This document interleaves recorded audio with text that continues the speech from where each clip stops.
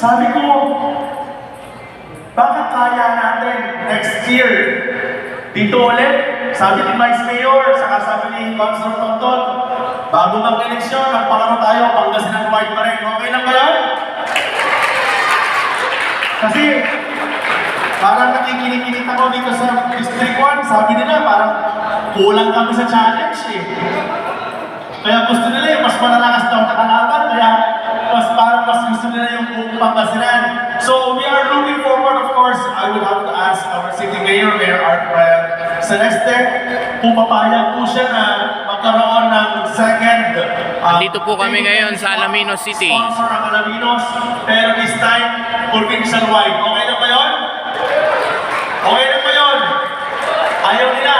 Parang ayaw nila. Wala kahina yung malakpak eh.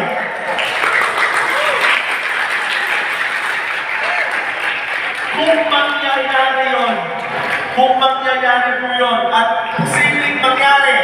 Ayun po kami, ang Team Urdaneta, Team ABTTC, baka naman. Ang Team Urdaneta, wala pang uniforme. Ayan, Team Lingayen, Team Manawag, ito Team Urdaneta, San Carlos, Rosales,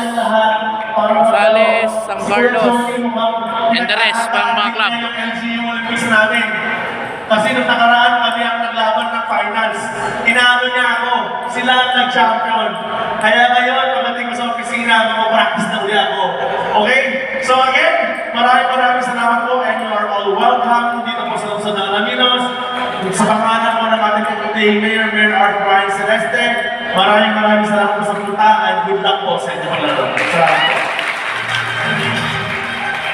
Thank you so much. Once again, our City Government Department Head 1, Joy Peter P. Nalas.